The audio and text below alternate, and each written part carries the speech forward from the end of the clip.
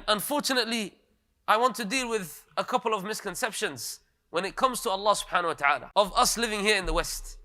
Many of you that perhaps had a more practicing upbringing or more practicing parents, you would have been introduced to Allah subhanahu wa ta'ala as a disciplinary measure, unfortunately, where you were told that Allah, wal-'iyadhu billah, hates you if you sin. This is the idea that we sometimes had. If we are honest with ourselves, we sometimes portrayed that Allah subhanahu wa ta'ala will not accept us if we are sinful. This was our introduction to Allah subhanahu wa ta'ala.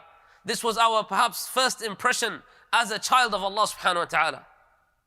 But when we ponder over the Quran, and any author, why does he write down the title of his book? Because he wants you to have a first impression, to know about who the author is. What is this book all about? And when we look at the title of the Quran, what is the very start of the Quran? How does Allah subhanahu wa ta'ala introduce us in the Quran?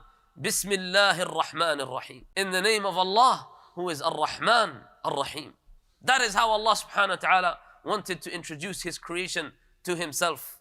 That He is the one, Rahmati wasi'at kulla shay, whose mercy has encompassed every atom of this universe. That is Allah Jalla wa Ala. That He wanted us to know that He is Arhamur Rahimin, that He is the most merciful. And subhanallah, when we think about the names of Allah, like Ibn al-Qayyim said, من عرف الله بأسمائه وصفاته وأفعاله أحبه لا محالة. It is not a premise to have fear of Allah in the get-go, but it is to love Allah. That is the premise. That is the start, that we have love for Allah subhanahu wa ta'ala, and then we have the balance of fear and hope. Ibn al-Qayyim said, whoever knows Allah through His names, through His attributes, through His actions, he will inevitably love Him. No chance that he cannot love Allah subhanahu wa ta'ala when he learns about Allah subhanahu wa ta'ala. And many of us, unfortunately, also had other misconceptions. And this was on the other extreme. Those who had perhaps no religious upbringing or Islamic upbringing, they were confused by many atheist arguments about, for example, the evil and suffering that happens.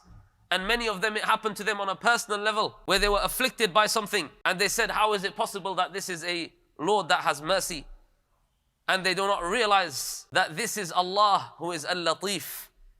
Allah subhanahu wa ta'ala, who is so subtle in His ways of showing us mercy, that sometimes the greatest thing that we could think to be the most worst thing that could happen to us, we look down back at it and sometimes we see it to be perhaps the best thing that could have happened to us.